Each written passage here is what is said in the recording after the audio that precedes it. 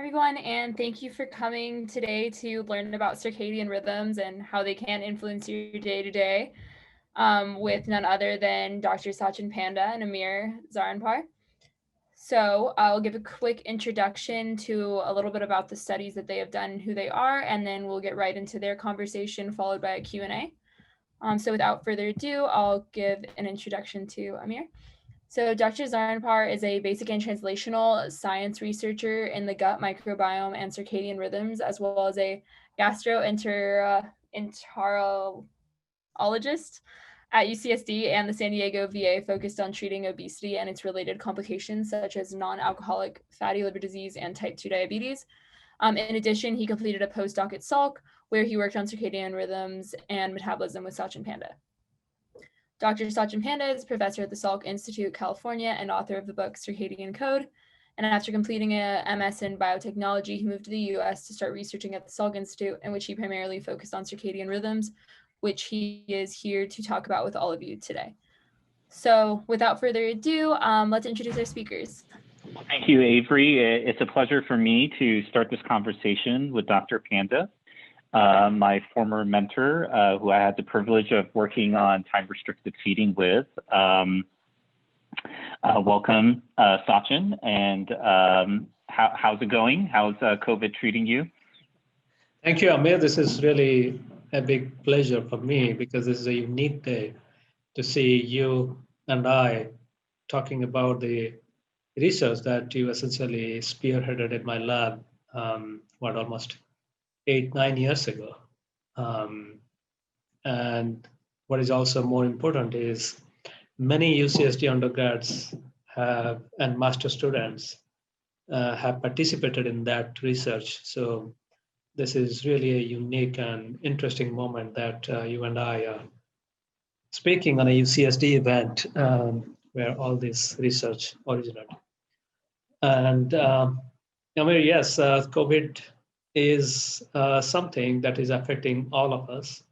In fact, in the human history, modern human history, this will turn out to be one very important event that affected almost every single person around the globe. So I guess 10 to 15 years down the road, when our children will look at us, I think the first thing they will ask us is, what did you do during COVID?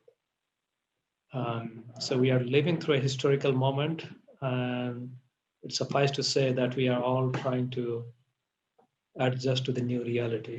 So Satchin, let's talk a little bit about the pre-COVID days. So how did you first get interested in circadian rhythms? Yes, my primary interest is biology of time, because most of the biology that I was learning in college and university dealt with how biological systems work. Most of the principles are based on how gene A, for example, affects gene B, or protein A affects protein B. But we know that there is a timing component to it. And in fact, if we think about health, a lot of the diseases that we see is disease of time. For example, cells have to divide in every 18 hours or 24 hours. And when they divide much faster, then we get to tumor or cancer. Similarly, a blood glucose would rise and fall after a meal within a couple of hours. And if it takes longer time to fall, then we get diagnosed with diabetes.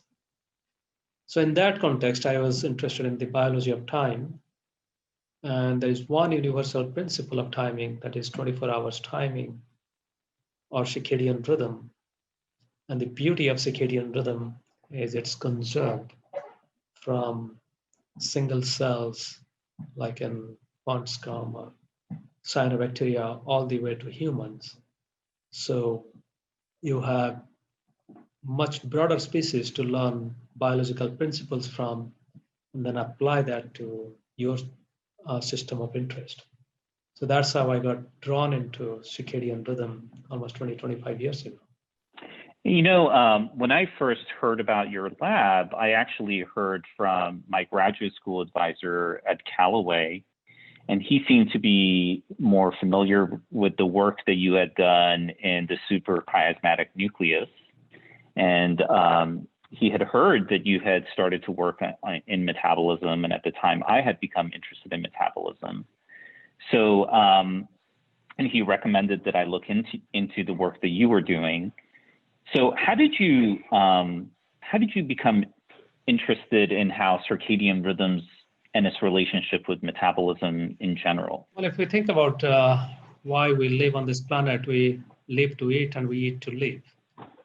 And throughout 24 hours, if you look at circadian rhythm and what those circadian rhythm genes, or the genes that are regulated by circadian rhythms, do, most of them are involved in metabolism. So that means a big function of circadian rhythm is actually to maintain metabolic homeostasis.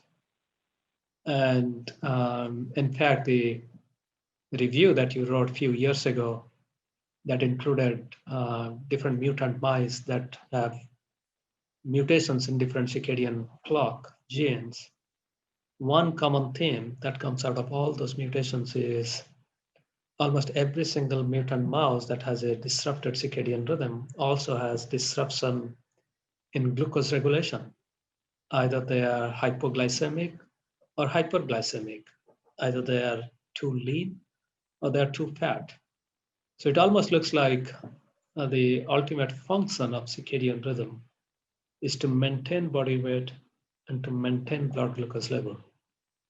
And if you fast forward and now imagine what happens when our blood glucose level goes too low or too high, then we can connect them to a variety of a big range of diseases, starting from GI diseases to liver disease, diabetes, of course, and then even dementia and certain kind of cancer.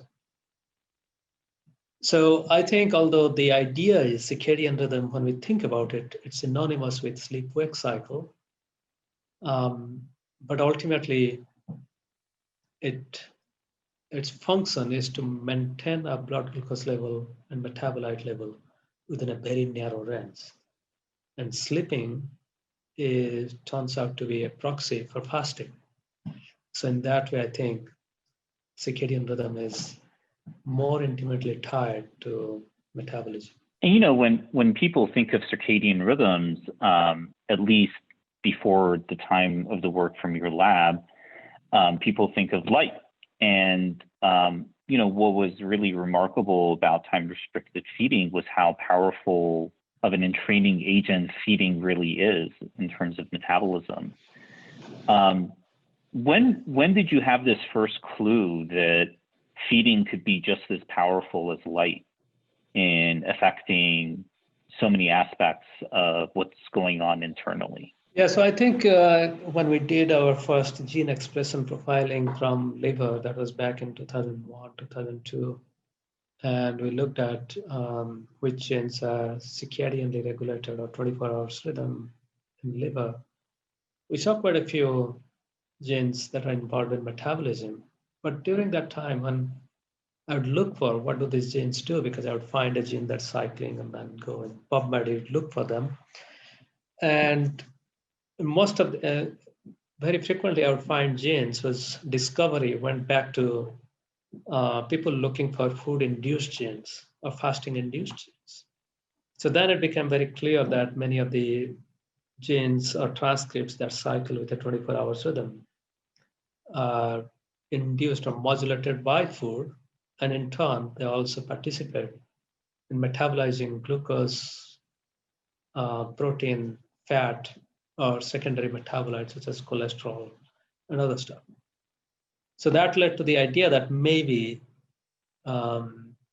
feeding and fasting might act downstream of the clock. So that was the initial idea. So that's why we did a simple experiment that was published in 2008 when we fed mice during the day when they're not supposed to eat.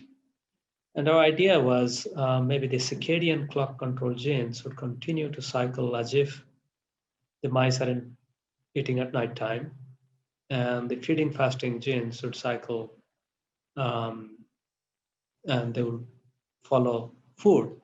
But surprisingly, what we found was almost every single gene that cycled in liver, they simply followed food. So they were not following the brain signal.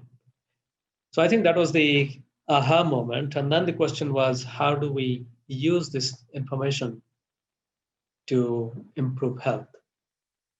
I think that's where um, we kind of often forget what kind of world we live in, because if we dial back to 150 years ago or so, when there was no electrical lighting, people used to, and also food was less, than people used to eat only 2 or 3 meals, mostly before say 9 o'clock at night, because fire was very expensive and people could not afford to store food.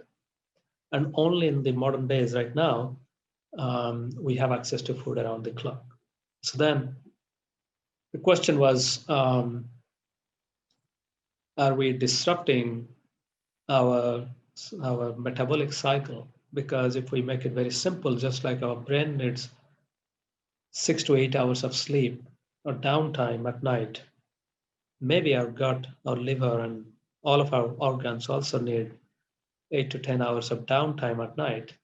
And by randomly eating at night time, we may be disrupting the sleep of our organs. So that led to the idea that maybe time restricted eating will bring back that ancestral rhythms, and our guts and organs will get to sleep at night. So that was the very simplistic way to put it. I know. You guys have looked at how often people eat during the day, and you guys have continued to look at that since I've left the lab, even more closely at people of different cultures and different ages. Have you been surprised by what you've found? Do people still eat at all over the time and in all different cultures? Yeah, so this is a study that we started in 2015 when we wanted to know when people eat. And I think that started from a discussion in the lab where you were there, and we thought it was a very simple idea to let people take a picture of their food.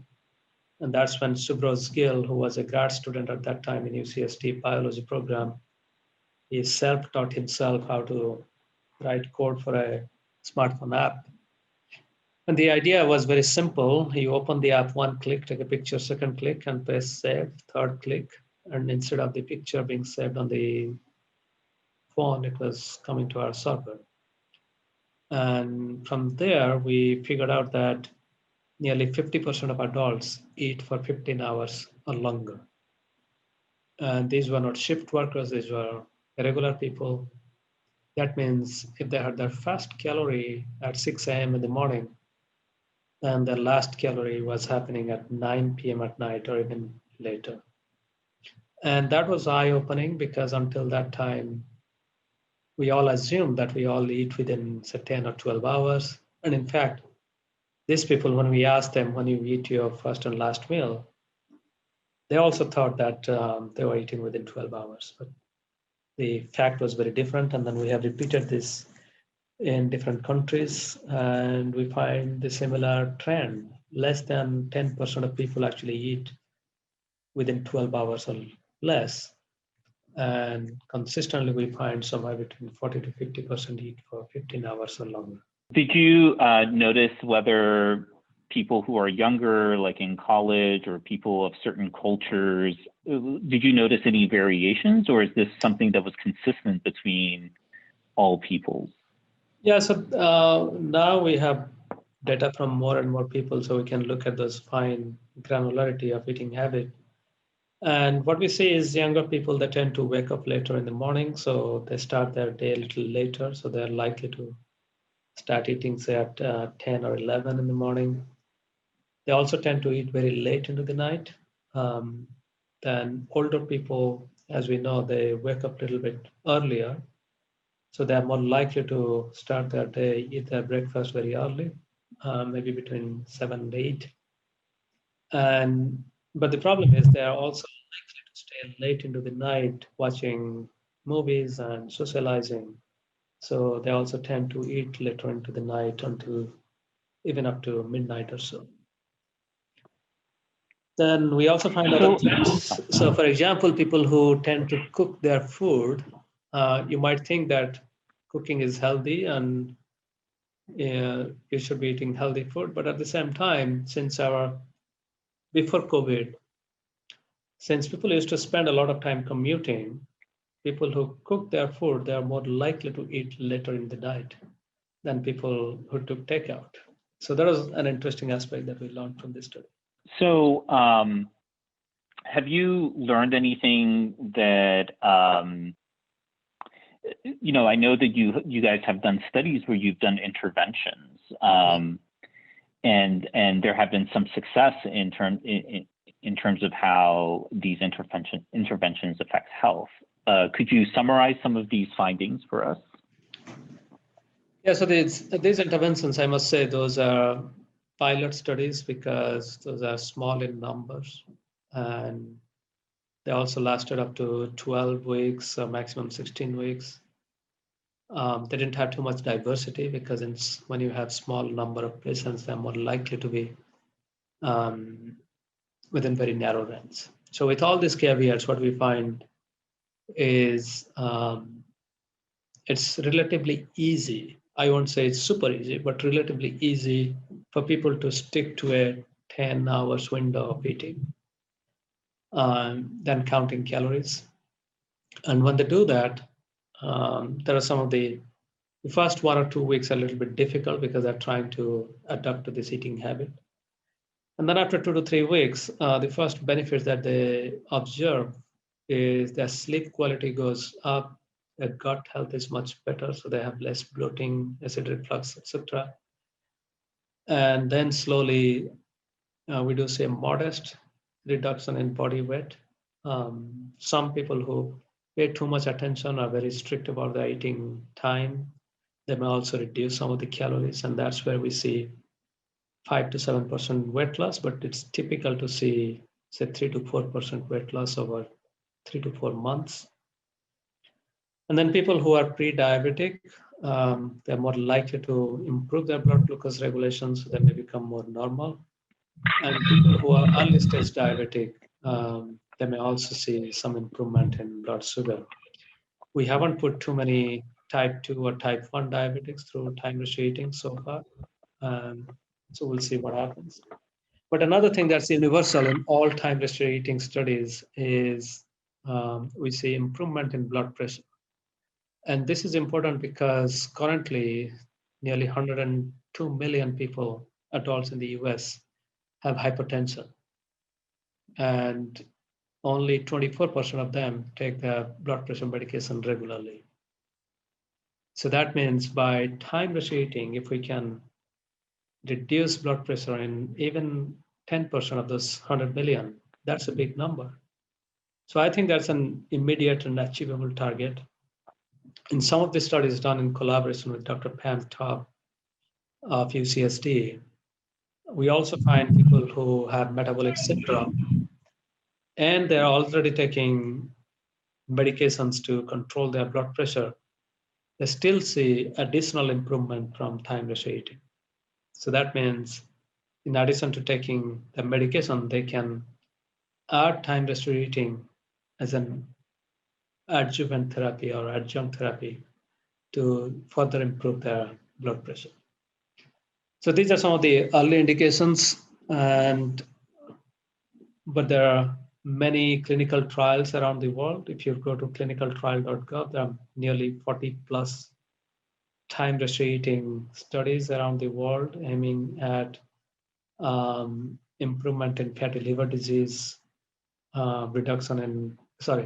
controlling type 2 diabetes, controlling GI diseases, and for cancer survivors, reducing cancer fatigue and accelerating recovery. So there are a lot of studies that are going on. So it'll be interesting to see how the results will pan out. I was actually just noticing that one of the National Cancer Institute's provocative questions about circadian rhythms and cancer explicitly mentions, I think, intermittent fasting or time-restricted feeding and how it could be affecting cancer as well. So it's affecting that as well.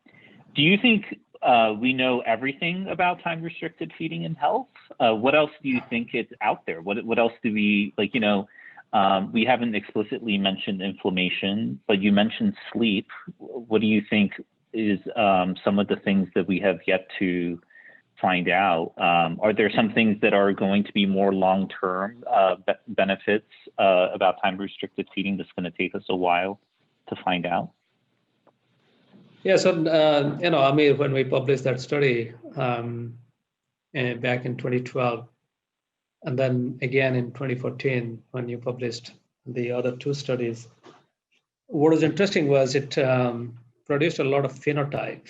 So we are surprised at the extent of benefits. So for example, we saw improvement in endurance, even in mice that are eating this unhealthy, high-fat, high-sucrose diet.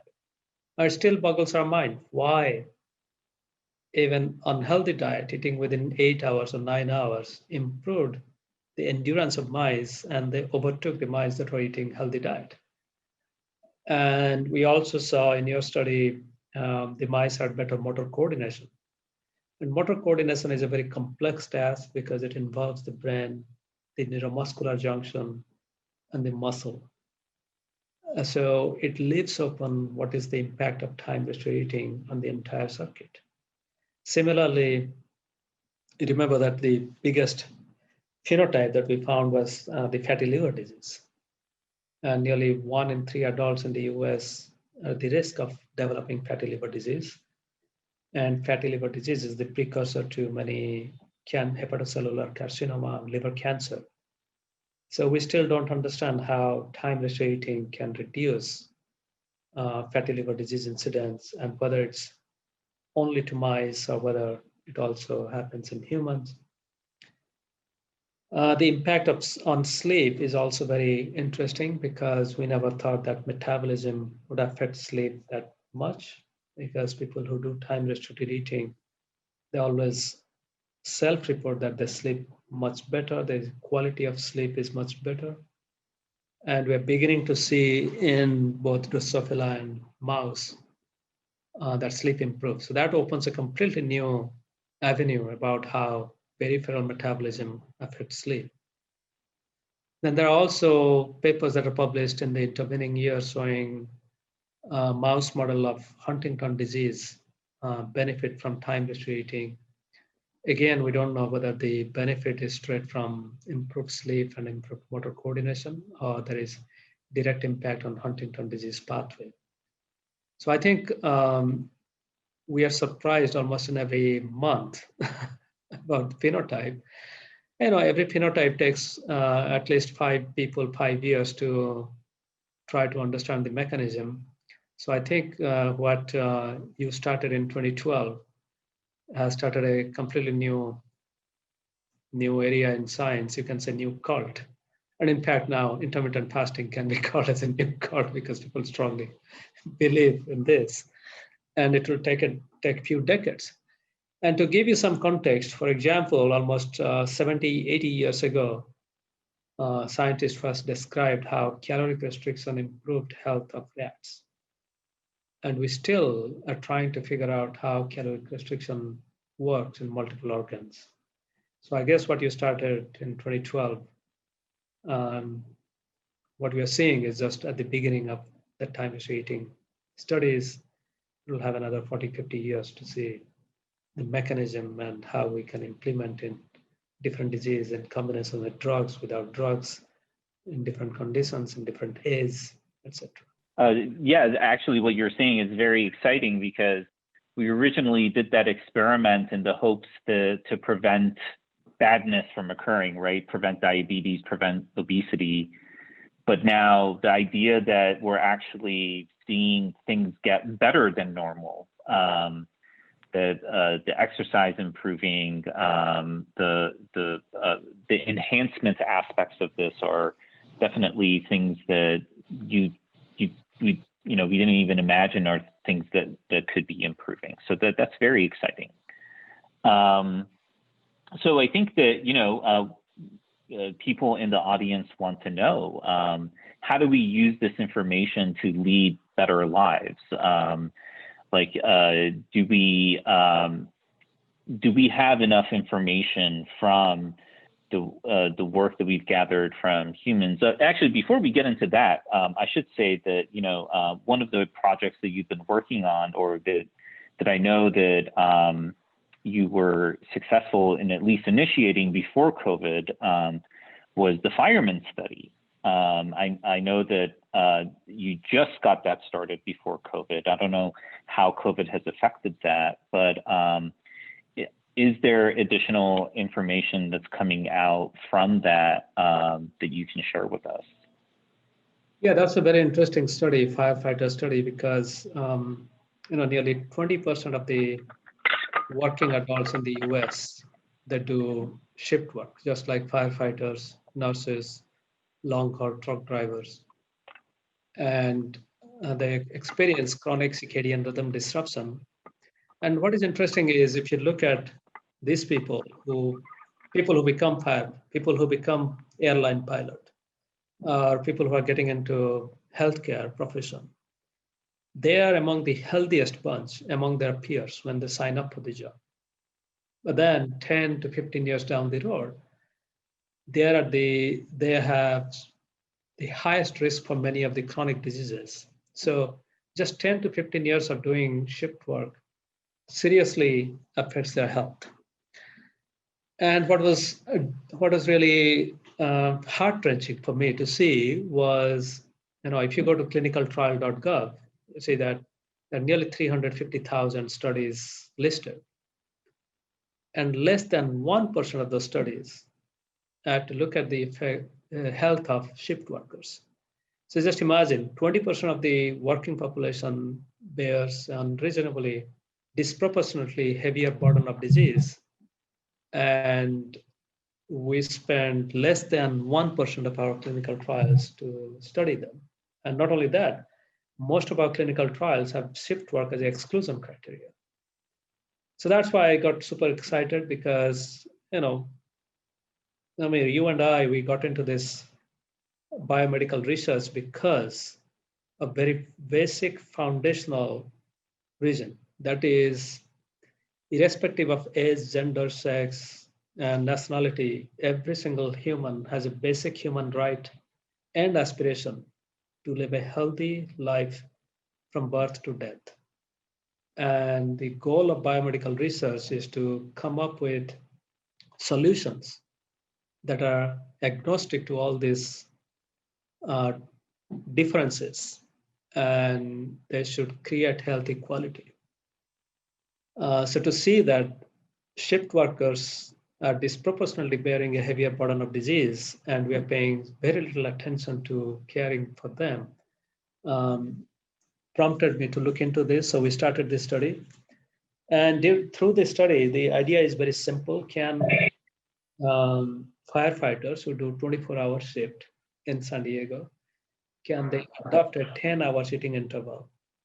And if they do, then what are the benefits? And we're extremely grateful to City of San Diego and San Diego Fire and Rescue, because the goal was to recruit 150 firefighters. And San Diego Fire and Rescue has 800 firefighters. So that means we're recruiting 1 in 5 firefighters into the study. And what if there is adverse effect and they cannot do their job? They cannot get into the fire truck and they're delayed by even a minute. That will cause a lot of harm.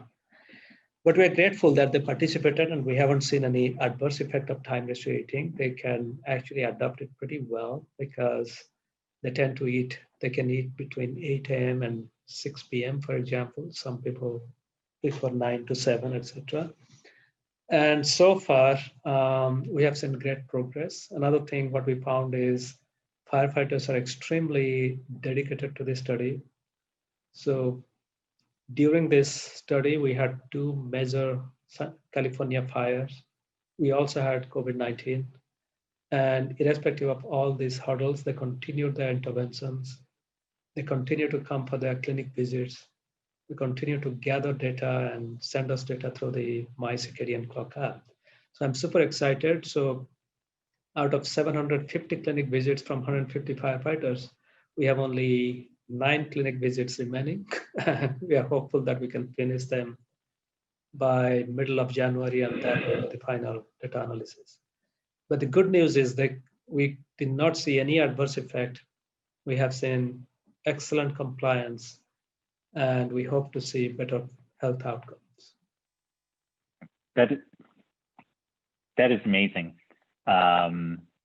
Yeah, I had the privilege of meeting some of the firefighters at one of the events that you and I were at one of the CCB events, I think it was, and just their dedication to the study, and that's just really amazing that they were able to do this given all the terrible things that have happened the last half year or so. That's fantastic also that you were able to get this study going so successfully. That's definitely a testament to you and your team. I think there's also another, there is also another point I must bring up. That is, when we recruited these firefighters, they realized that although the study will be done on 150 firefighters, the results that will come out will apply to 1.2 million firefighters who are in this country. So they have that burden, they feel that personal responsibility that they have to be a good participant, because the results from one firefighter might affect the health of 10,000 firefighters only in the US, and then if you expand it to worldwide. So I guess that's something that in many clinical trials, there are patient advocacy groups. And if we can present that picture that, look, what you're doing is extremely noble, and what we get out of the study will impact, for example, in a blood pressure trial, 100 million people in this country. So if we give that context, then the participants are more likely to comply, and you will have much better results. Sorry for the interruption. No, that's great. I think it speaks to, these are already individuals who are very selfless to begin with. So this is further confirms that characteristic of theirs. So going to the question of how do we use this information to lead better lives, I think most people who are at this webinar are coming here for the title of how do we, is there an optimal time to use, or is there a way that we can use this information to enhance our diet or exercise or sleep? Is there enough information to make these kind of recommendations yet? Or do we only have these informations for people like shift workers? Or do we only have these kind of recommendations for people who have, who are pre-diabetic or who have a high blood pressure? Or do we have enough information where we can start making more broad recommendations? What do you think? I think we can incorporate some of the advice that come from Sleep Research Society or American College of Sports Medicine, or right now, even American Heart Association has recognized the importance of daily fasting. So you can bring all of this together. Now the question is, what is in it for people who do not have chronic disease? I think this is where we have to emphasize that human performance is a function of our physical, metabolic, and mental health. And irrespective of which stage of life you are, we know that just one day of sleeping less, or not exercising for 5 or 6 days, or eating too much food, or eating late into the night, will affect that human performance and productivity. And particularly for students and younger adults who are actually going through the peak phase of human performance. They want to be physically fit. They also want to be mentally fit and they also want to be emotionally fit. And what we know is exercise, food, and sleep affect all these aspects of our life. And in fact, if we think of lifestyle and how do we define lifestyle, we know that good lifestyle improves health irrespective of what condition you have. And lifestyle is what, when, and how much we eat, sleep, and move on a daily basis.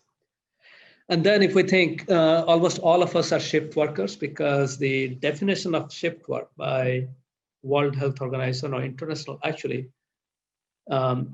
Labor Organization is someone who stays awake for 2 or more hours between 10 p.m. and 5 a.m. for at least once a week is living the life of a shift worker.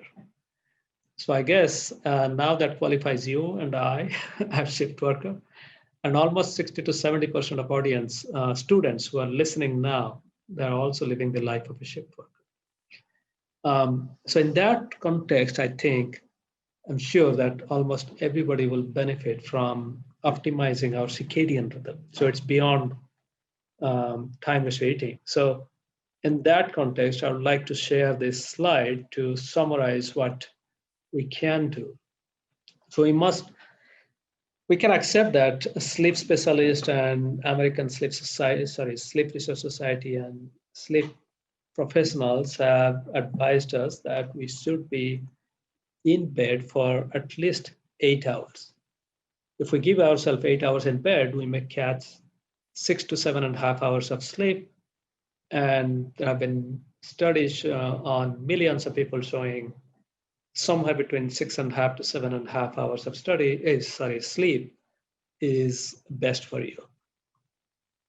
Then next, after waking up, avoid at least 1 hour after waking up. Avoid food for 1 hour after waking up because that's when melatonin or sleep hormone goes down and our stress hormone cortisol begins to rise, and both of them are known to affect insulin response. So it's better to avoid food for an hour or two. And then you can select to eat within 8, 9, 10, 11, or maximum 12 hours. And that's what we call 8 hours time-restricted eating, 10 hours, 11, or 12 hours time-restricted eating.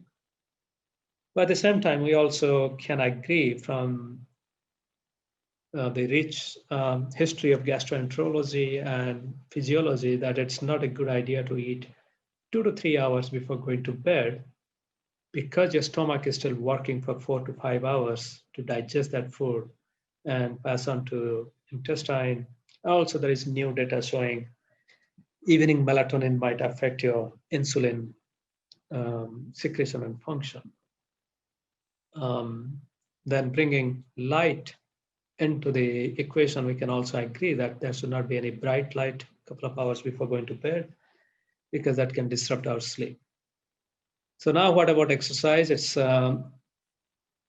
We also agree that 150 to 200 minutes of physical activity in a week, that boils down to 30 minutes of activity, is good for us. So that means brisk walking. And if you're doing it, it's better to walk outside when you have daylight because daylight, again, during daytime, it entrains our circadian clock. But what is much more important is it acts as an antidepressant.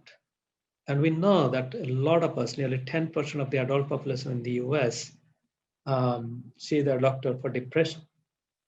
Whereas we know that daylight is the best antidepressant, it's plentiful and it's free. You just have to walk outside. So in this way, now we can put this together so that we can follow our circadian lifestyle to support our circadian rhythm. Because when we support our circadian rhythm, it takes care of our health.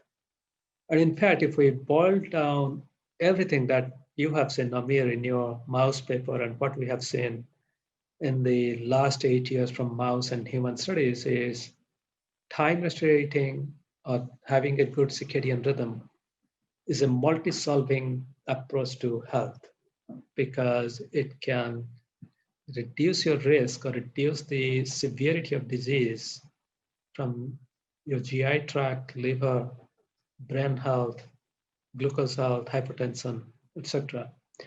And when we have this multi-solving approach, then why not to adopt it? Because it's free. No, thank you for sharing that. That's very cool. I think everyone wants to have a copy of that slide. After this. Just looking at that slide and thinking about the mice and thinking about real world, I was thinking that the mice become or adopt an unhealthy habit of eating when we give them high-fat diet. And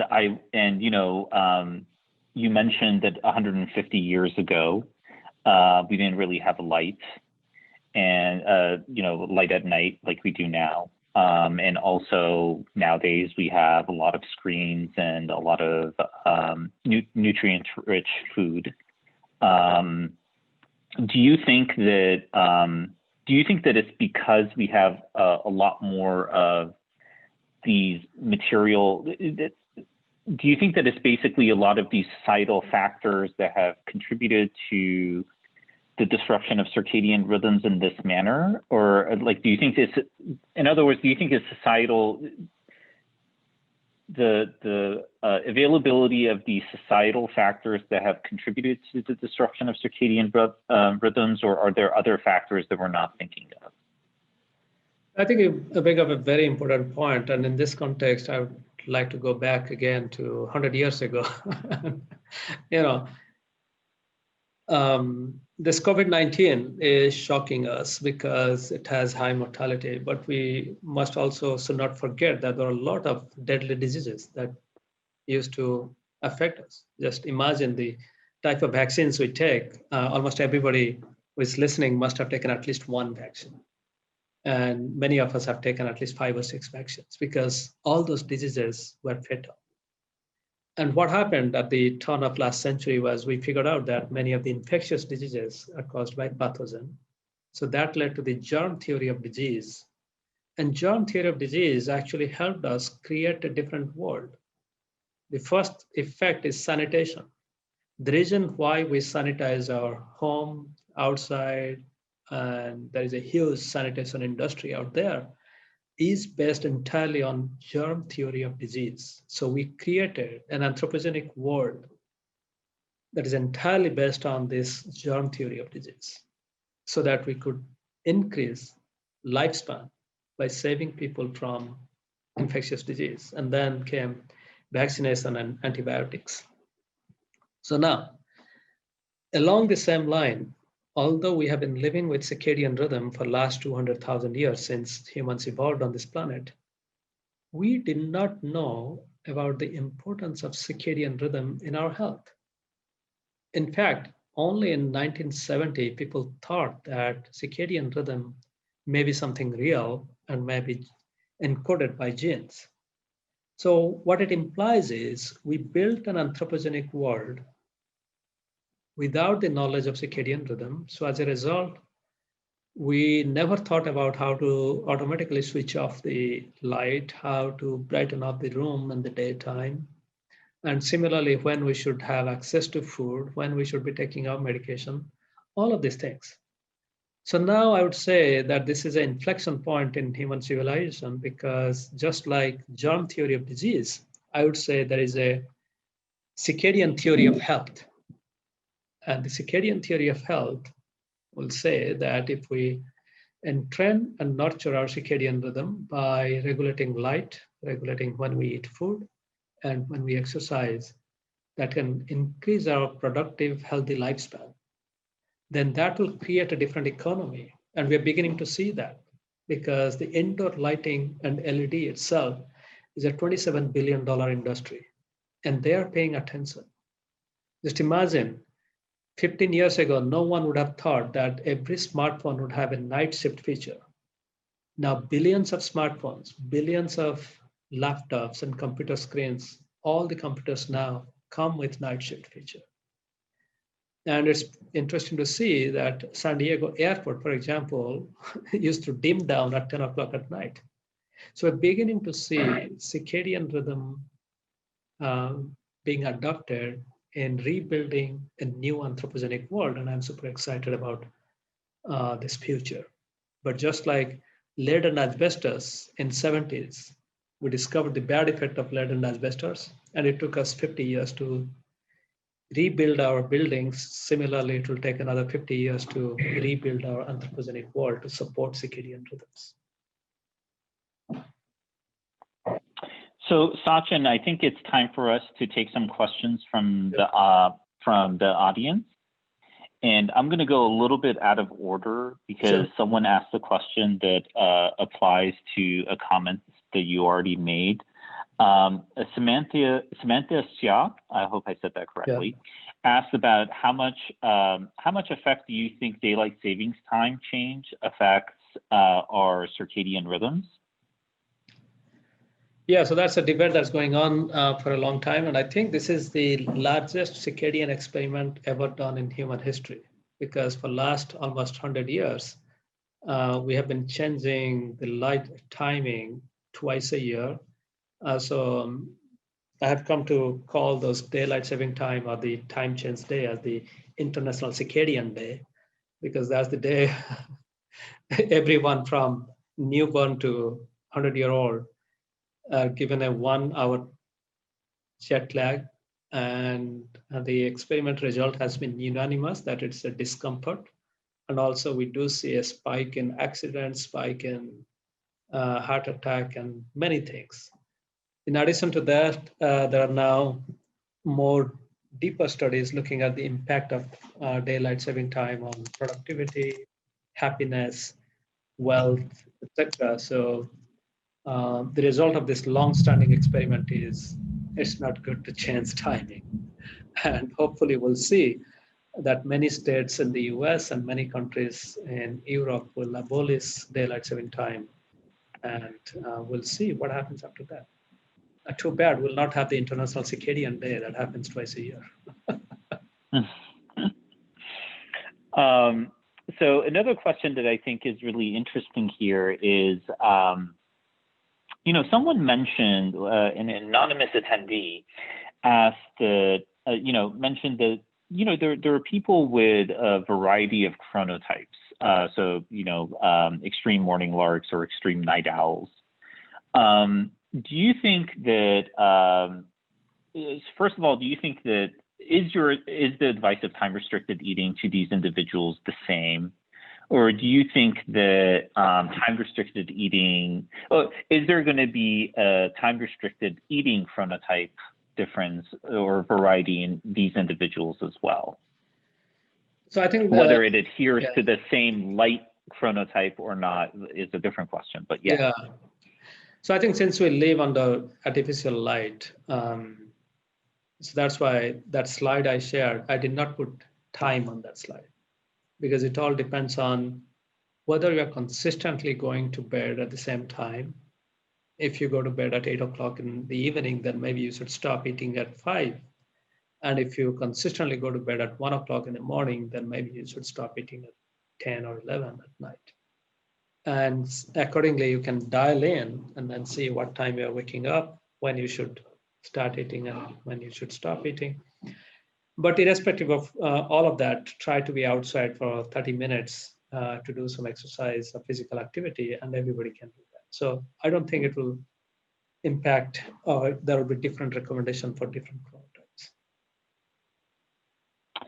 So I got to ask you this question because an NIH reviewer asked me this question.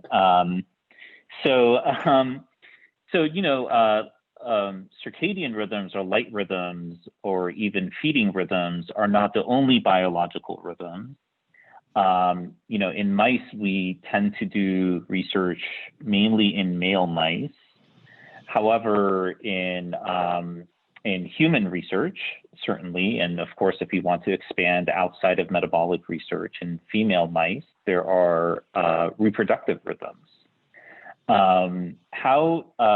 How do we see, how do circadian rhythms and menstrual rhythms intersect with each other?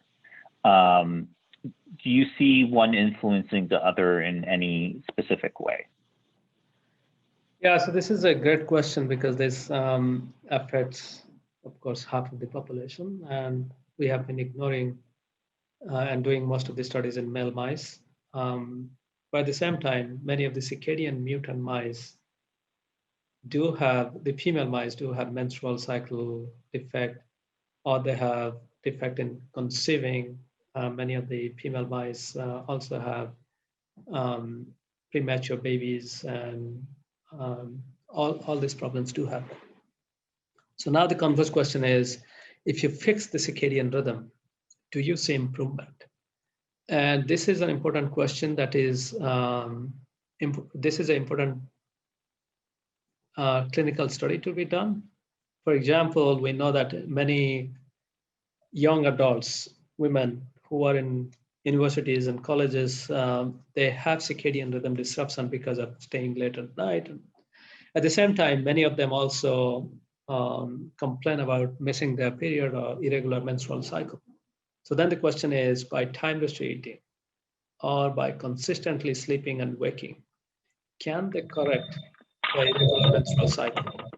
And I think this is an important area of research, and somebody should test it. But at least in mice, we know circadian rhythm disruption leads to menstrual cycle disruption.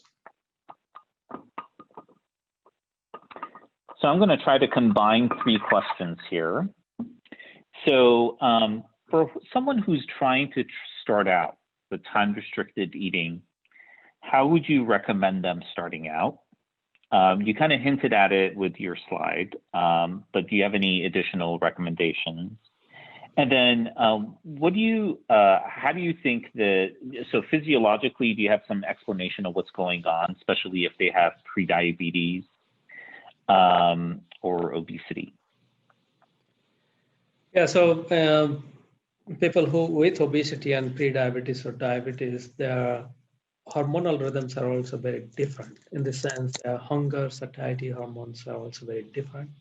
So they may find it a little bit harder to apply time-restricted eating because they are naturally programmed to feel more hungry. So that's why they have to be mindful to expect that the first few days will be a little bit hard. It's difficult to jump straight into 6 hours eating or 8 hours eating because the internet cult of intermittent fasting says that, but first try to eat within 12 hours and then try to eat, say, if you can, within 10 hours. There are certain things that you can do. So for example, after overnight fasting or 12, 14 hours of fasting, you may feel more hungry in the morning. And if so, then try to eat a good sized breakfast with a lot of complex carb, protein, etc., so that you can go on without snacking until late afternoon for a small lunch and then maybe an early dinner. It's also important that if you're trying this, not to have too much simple carb at dinner time because you'll have a sugar high and then it will go down and you might feel hungry before your bedtime. What we also see is people slowly change their taste, so they cannot eat too much sweet food after 2 or 3 weeks, for some people 4 or 5 weeks. So be prepared for that. And ultimately you'll like it. You'll like to enjoy the food because after so many hours of fasting, your taste buds are very different and you'll begin to enjoy the flavors and taste in food that you had never tasted before. So got to be mindful about this. Those who have a continuous glucose monitor access to that, particularly type 2 diabetic or type 1 diabetic, it's very important that if you're trying to start time-restricted eating, also pay attention to your glucose meter. There's a small but significant chance that you may go hypoglycemic. It also depends on what medications you take. So I guess for people with type 2 diabetes or type 1, it's better to have a continuous glucose monitor to begin this. One of the questions is, has there been a relationship between intermittent fasting and the rate of neurodegeneration? Yeah, so when we think of intermittent fasting or this time-restricted eating, we should also bring everything into context. For example, caloric restriction studies have shown that CER improves neural function because it increases BDNF and improves synaptic plasticity, etc. Most of the caloric restriction studies in mice are combination of both reducing calorie and also time restriction or intermittent fasting. So it leaves open the question whether the benefits of caloric restriction is entirely due to caloric restriction or partly due to time restriction. Since we do see, Amir, in your experiment, you saw that mice improved motor coordination, which is partly neuronal, improving at least the neuromuscular synapses, then I'm hopeful that time restricting or intermittent fasting will improve brain health, reduce dementia.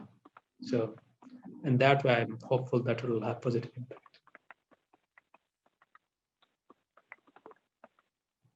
So one of the questions is why isn't there more research on the relationship between circadian rhythms and how it affects our health?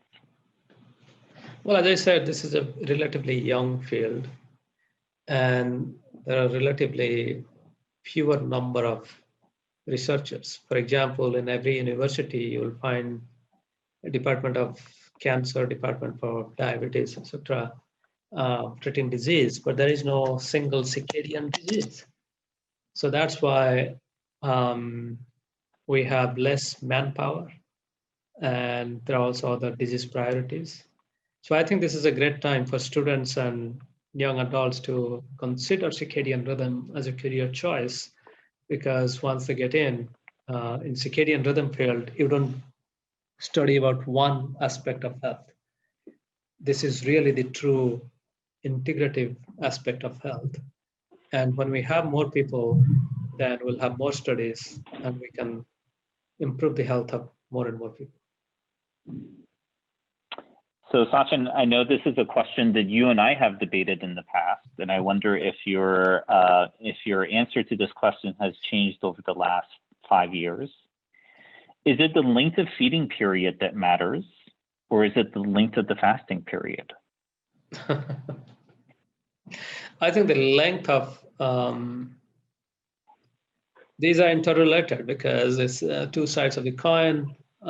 If you reduce the length of feeding period, then ultimately you are automatically increasing the length of fasting period. I guess we still have to debate it 5 years from now. Sorry. I wonder if you did like a quick pulse of a food in the middle of the fasting period or something like that. Yeah, so that's I don't know how that entrains things differently, but yeah. I mean, if you take out the entrainment, if you just follow your GI physiology, for example, in the middle, so let's break it down to really the number of hours. So after the last meal, suppose I have my last meal at 6 p.m., then it would take almost 5 hours for the stomach to digest that food and spit it out into intestine, right? So that means if I had my dinner at 6 p.m., then until 11 p.m. at night, my stomach is still working. It's not into repair mode. And then from 11 till next morning, suppose I eat my breakfast at 8 o'clock, I get 9 hours of rest time to repair my gut lining and replenish my digestive juice, acid, etc. So now you are saying that in the middle of that, suppose say at 2 o'clock in the morning, I have only half a banana or half an apple. What do you think will happen to my stomach?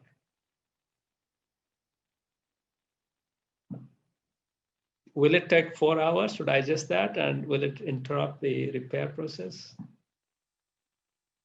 Well, what if you even had something simpler? What if you only had like simple syrup or something like that? So the like you don't even have fiber. You just have something where you can't even call it fasting, but it's not even digestion at that point. Yeah. So now let's take another example. So Amir, if you bleed me to death and take out all of my blood and measure how much sugar I have in my blood, it will be 100 milligram per deciliter or 5 grams of sugar. So Mhm. you're saying that if I have just 1 teaspoon of sugar in a cup of water and I drink that, what will happen? So that additional 5 gram of sugar will bring up my blood glucose level to 200 milligram per deciliter. So that's beyond diabetes. So that means that will trigger my pancreas to wake up. Insulin will turn on. It will shut down glucagon. And it may negate, depending on whether I'm sleeping, how much growth hormone I have. It will also interfere with growth hormone function. And so a lot of things will happen. So now you can imagine that even from the very basic biology of just glucose regulation, even half a teaspoon will bring my blood sugar up to 175. So now you got your answer. No, I just remember at the time I used to think that the fasting was important. And I remember you disagreed. You said that the feeding was important. And I remember vehemently disagreeing with you and then thinking a year later that you were right. It took me a year to realize it, but I remember thinking that you were right about that. But so Avery, it's 6 o'clock. We weren't able to answer all these wonderful questions that people have had. We did get a lot of really good questions. I did answer one of them by typing in the answer. I don't know. What would you like us to do?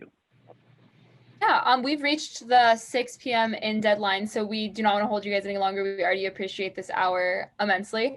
So we just want to thank you all for coming and answering all the questions that we had for everyone. And I'm sure that you both have resources that maybe you could quickly point to for people who did not get their questions answered, or something that you would recommend that they take a look at now knowing that there are other questions that have yet to be answered. Yeah, I mean, as we mentioned during the discussion, we have this My Circadian Clock app, but then we also have the mycircadianclock.org website. There are some blogs and other stuff that are there. There are links to some videos and news release and sites. So they can learn more about that. CCB itself has a wealth of information, both basic science and applied translational research. And with my conflict of interest, I do have a book. So if you're interested, then it's there. It's now translated into 7 or 8 different languages. So you can have the book hopefully in your favorite language. So I think this is interesting that, the point is 5 years ago when people talked about circadian rhythm, then I always used to get the question, what is that? Is it about the insect that comes out in every 7 years? And things have changed. And now we know what is circadian rhythm. And I strongly suggest that people can go and read a little bit, because if you want to create a culture of health, then you got to learn about very basic thing about lifestyle or health, and then you should have opportunity to practice it. And circadian rhythm is very foundational. There are very few simple things to learn, and there are also easy things to implement. So you can really implement and expand the culture of circadian health and be healthy. Awesome. I think those are super important messages. And once again, thank you both for coming. Hope people check out the Circadian Code. It is a very good book. Do recommend. So yeah, thank you all so much. Have a great Tuesday. And yeah. Stay safe. Have a good one. Yeah. Thank you, Amir. Stay safe, everyone. Bye-bye. Thank you, Satchin. Bye. Thank you, Avery.